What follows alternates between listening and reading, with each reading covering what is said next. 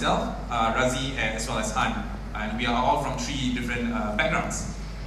It's not as sexy as the 7 millennials that Pak Jokowi pointed, right? The 7 millennials as part of his special staffers. But this is as close as we can get, as Malaysia can get, to young people being put in a position of leadership and being heard, ensuring that their voices are heard. A little bit about the Lorry and what we do. If I can just go. Oh. So we are a platform. We connect customers, whether it be corporate or individuals, to owners of lorries, vans, and pickup trucks. But the thing is, we started out as a very simple website, right? We just wanted to create a website. Chi and I, my partner, we just wanted to solve a very simple problem we have here in Malaysia, which is what? In Malaysia, we call it lorry sewa, right? Lorry sewa, whereby we have a lot of customers going to trees and lampposts to find these signboards with lorry sewa and phone number, and then they will actually transact from there, right? In Thailand, it's Lot Lap Jang, right? It's very common, Lap Jang, right? In Philippines, Lipat Bahay. Where's Filipino? Lipat Bahay, right? It's very common over there. So it's very similar to what we're trying to solve.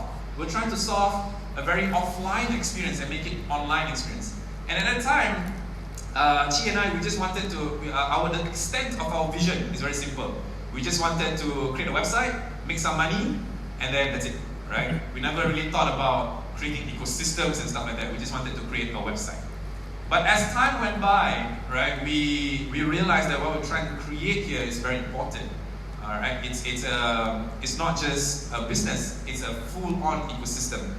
And our whole idea here is not to just add value in terms of providing income to our drivers, who are by and large 70% or even higher are what we call owner-operators. Right, means they are the boss and they are the ones driving the truck. But we also want to find ways to reduce their expenses. How? By partnering with financing companies to provide some working capital, by partnering with insurance companies, by partnering with spare part companies, truck maintenance services companies, right? And we want to give them training as well to improve themselves. So, sorry, it's not very clear. So maybe I'll just request that the tech guys I want to say next, just press next. So we are an ASEAN company in the sense that we are present in Malaysia, Indonesia, Thailand, and Singapore. We expanded to Singapore in 2017, started in Malaysia in 2014, and then expanded to Indonesia and in Thailand in 2018. So far, experience in expanding to Indonesia and Thailand is, I would say, challenging. It's very challenging, of course. In Indonesia, we have quite a few competitors. In Thailand, we're doing all right as well, but there's still various challenges. We are working with close to 10,000 of these owner-operators in the region. Next, please. So this is a bit of a history of our fundraising. We've raised just above $9 million so far since we launched in 2014. Various rounds. 1, 2, 3, 4. This is the one I show, but there are a couple of things that I'm not going to show. So I would say that I am a resident expert in in contracts. From before this, I'm not very proficient in legal contracts. Thanks to this fundraising activities, I'm now an expert in legal contracts. So if you want to speak to me about legal, no problem.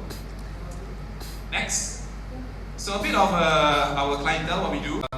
How many of you have Malaysians or the Malaysians? How many of you have shopped at IKEA recently? 6 months, for the last 6 months shopped at IKEA, right? So at IKEA, we actually serve IKEA on an official capacity on same-day delivery basis. I.e., you buy something, you straight away deliver. We straight away deliver to your house, as opposed to the normal home delivery, which is 2 to 3 days service, but with assembly. For us, we don't provide any assembly services. Right? It's on demand, essentially. The same thing we do for Decathlon. So recently we bought a ping pong table. So we bought it from Decathlon and we delivered it using our own service. But another client that we work with very closely is Lazada, and as well as Shopee. We actually focus a lot on what we call the bulky items courier. What does that mean? Home appliances, like refrigerators, like washing machine, as well as furniture like wardrobes and tables, right? More and more people are buying these bulky items online. 10 years ago, no way. But over the recent years, thanks to the trust that consumers have with e-commerce marketplaces, it's made possible. And we are riding this trend of delivery of bulky items. Next, please. Our big why. Next. So, I understand that there's some Japanese representatives. In Japan, if I understand correctly, the salary of a truck driver is equal to the salary of a CEO in Malaysia. The salary of a truck driver in Japan is the same as the salary of CEO in Malaysia if you were to convert it into a dollar basis, right? And in Malaysia, in Indonesia, in Thailand, I would say that truck drivers has not garnered the status that we want them to be, right? I think truck drivers are still seen as some segments of society as a profession that is probably not high, right? Certain segments of society. And what we want to do, our big why, is we want to change that.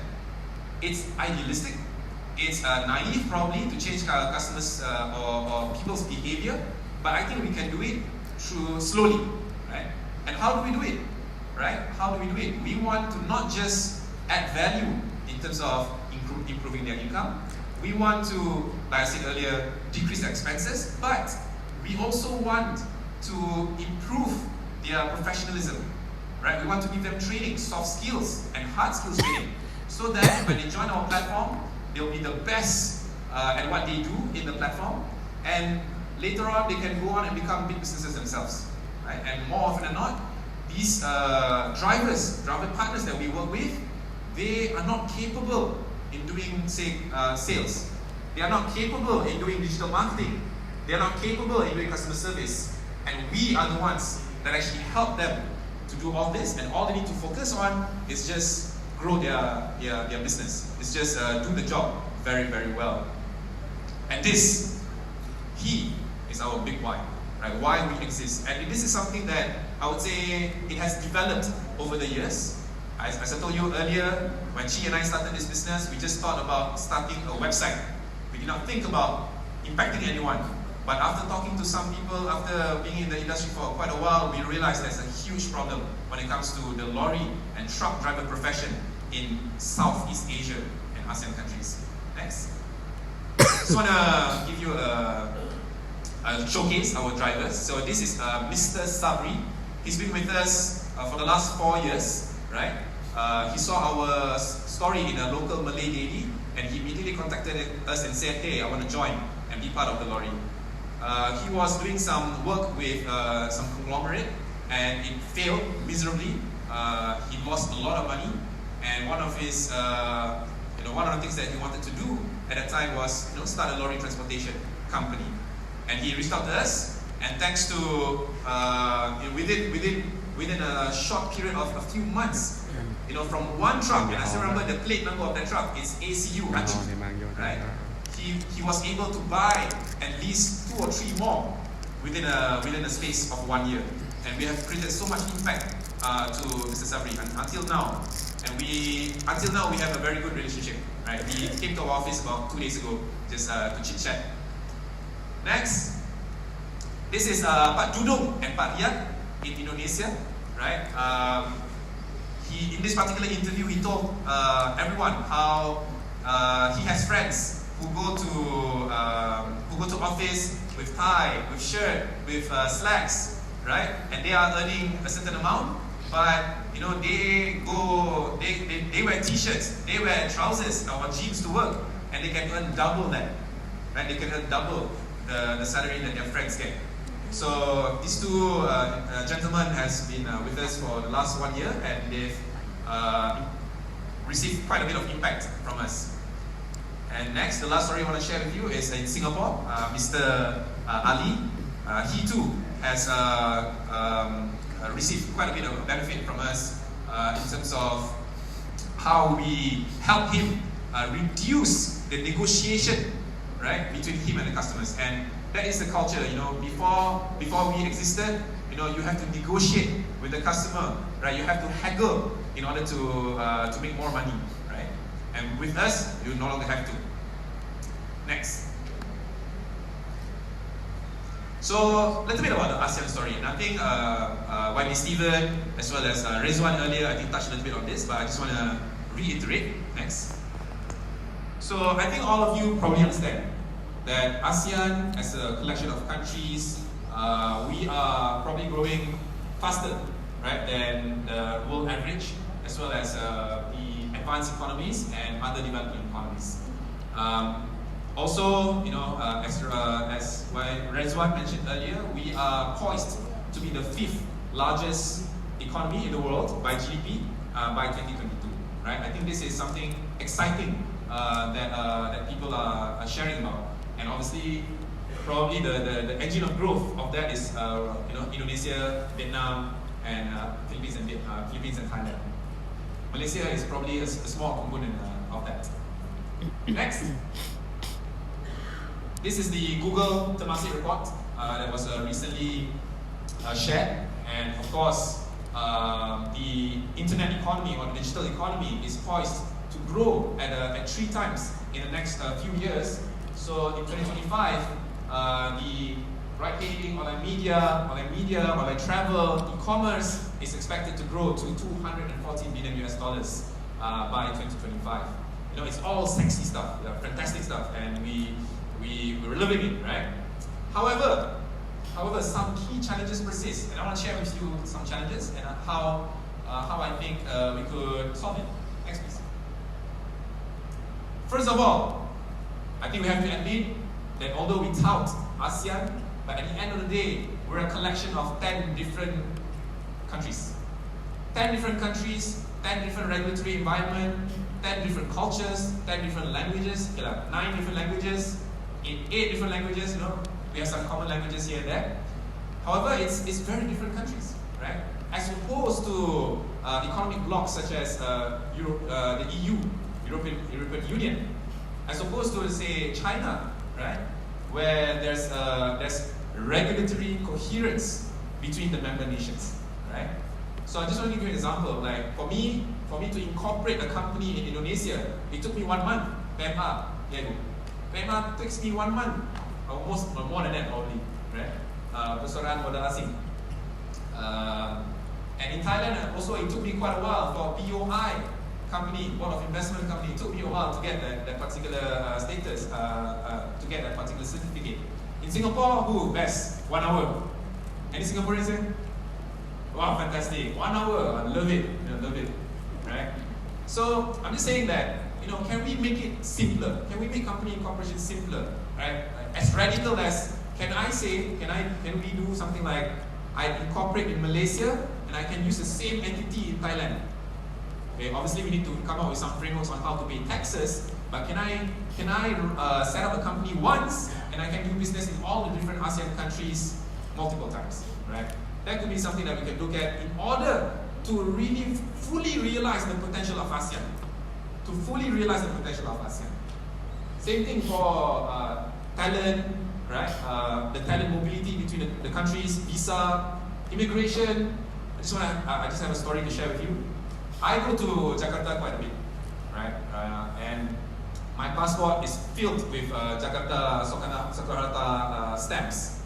So for the first few times I went, the immigration never asked me anything. But recent days, whenever I go to Jakarta immigration, they look at my passport, they say, "Why are you here?" Right? So there was one time I said, "Oh, I'm here for meetings. Right? I'm here for meetings. I'm here on business." "Oh no! In order to do meetings and business here, you need visa." "Huh?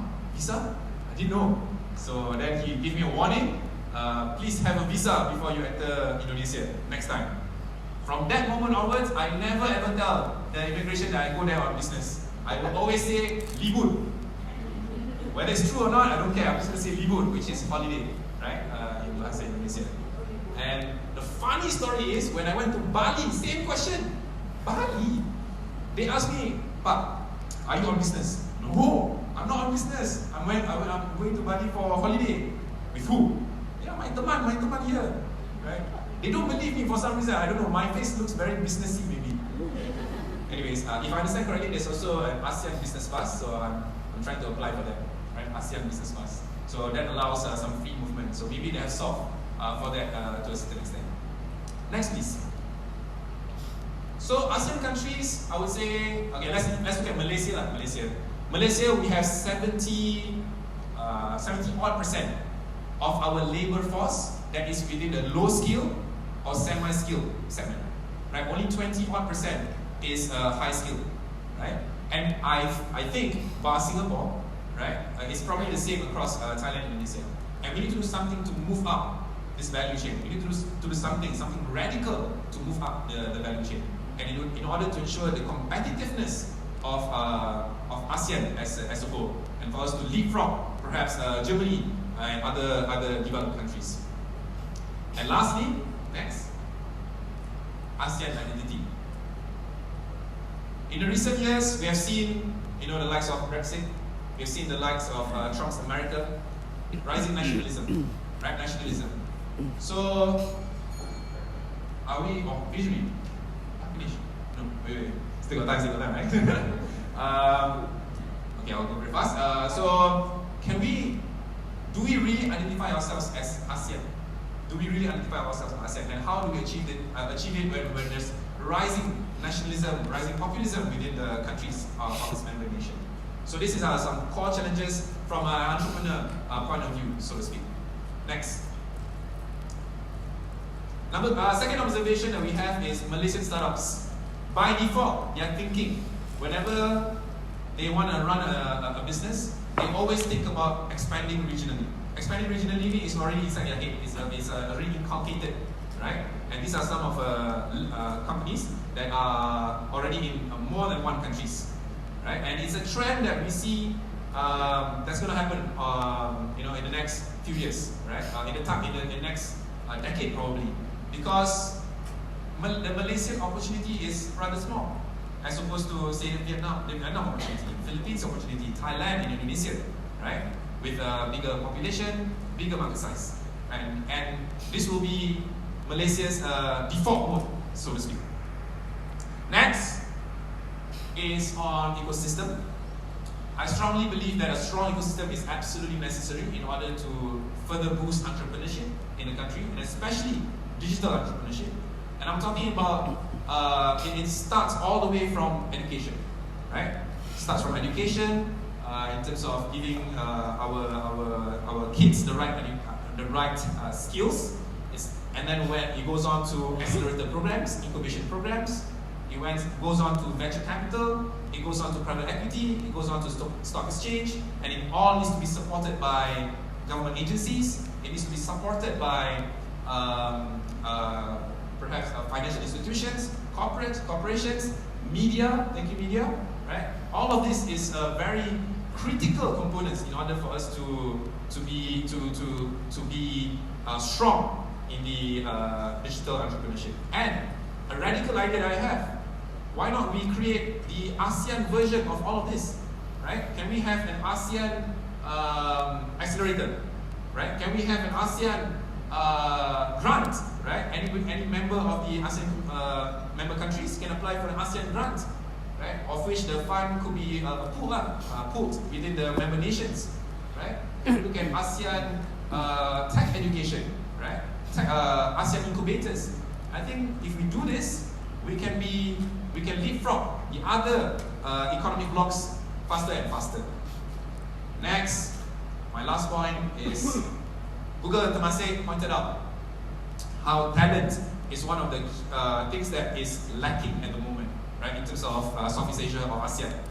Okay, we have somewhat figured out funding, we somewhat figured out customer trust, payments almost there, internet access almost there, logistics almost there, talent nowhere to be seen, right? So there's a lot of things that we need to do in order to improve talent. Next, and I think YB Steven actually pointed out that our PISA, which is essentially an exam or to test whether the education system is doing well or not in any particular country. And within ASEAN nations, only Singapore is up there. Right? As you can see, I have highlighted Malaysia, Brunei, Thailand, Indonesia, Philippines. We are still lagging behind. We're still lagging behind. And I feel some radical changes needs to be done. Radical initiatives need to be done in all of the member nations in order for us to leapfrog. And I hope Pak Nadiem Makarim, right, from Indonesia, please do something so that you can leapfrog from there to up a bit. Yeah. Also, my Minister of Education, I hope he has some good policies for us to leapfrog, right? From, I don't know, what are we now, number 70 to perhaps 30s of office, right?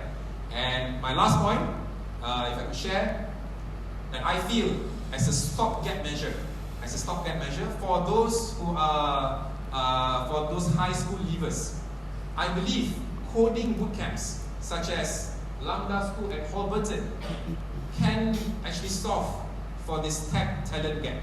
Why do I say so? Lambda as well as Holberton, what they do is they give free education for 9 months, free coding bootcamp essentially, 9 months. You don't pay anything. Obviously, you need to go through some interview sessions and some filtration process.